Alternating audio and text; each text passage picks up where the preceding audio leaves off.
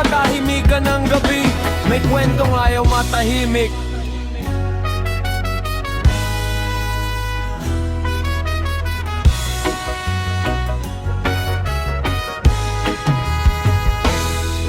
May lalaking akala niya laro lang lahat. Ngumiti sa harap, sa likod may sinasaktan. May isang babaeng buong puso ang puhunan, pero iniwan sa gitna ng pangakong bitin at kulang. Sabi niya noon, sandali lang to, hanggang sa dumami ang sikreto. Pag-ibig ginawang pansamantalang pahinga, hindi alam may sugat na lalalim pa. Sa bawat hakbang palayo, may aninong sumusunod sa likod. Akala niya'y tapos na ang kwento, pero ang konsensya hindi marunong magtulog. Parang may kulam sa puso't isipan, hindi mapakali kahit saan mapunta.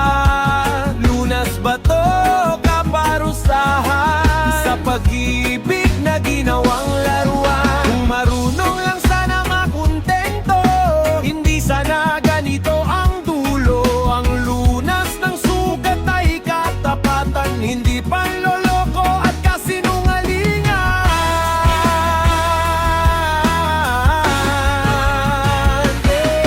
Pagpatak ng gabi, pawis ang unan. Mga matay bukas pero walang pahinga ang isipan. Parang may bumubulong sa hangin, boses ng babaeng minsang inibig. Bakit mo sinayang ang totoo? Tanong na paulit-ulit sa ulo. Walang albularyong makapagpahupa sa bigat ng kasalanang dala-dala.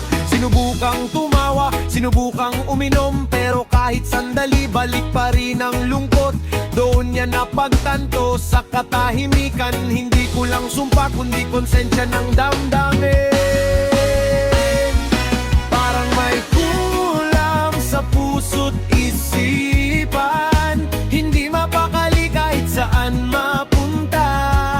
Lunas ba to kaparusahan sa pag-ibig na ginawang laruan? Kung marunong lang sana makontento, hindi sana ganito ang dulo. Ang lunas ng sugat ay katapatan, hindi panloloko at kasinungalingan.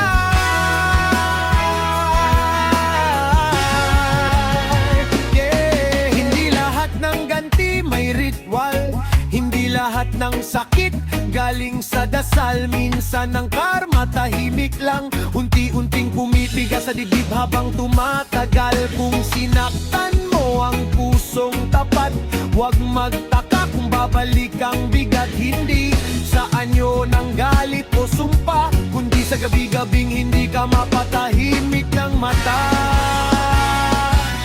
Isang araw, huminto siya sa pagtakbo, huminga ng malalim, tinanggap ang totoo. Humarap sa salamin, walang palusot, inamin sa sarili ang sariling pagkukulang at takot. Humingi ng tawad kahit huli na, hindi para bumalik kundi para palayain ang sarili niya.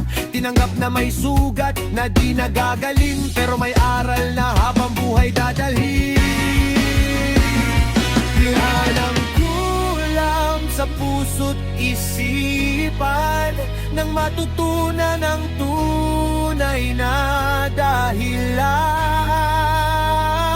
Ang lunas ng buhay ay simpleng katotohanan, maging tapat kahit minsan masakit pakinggan.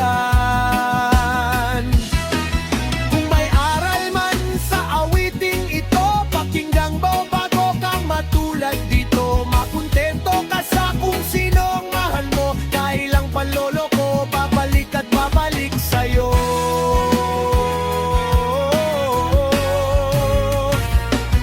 Sa bawat pusong marunong magmahal, may responsibilidad na wag manakit ng dangalang tunay na lunas.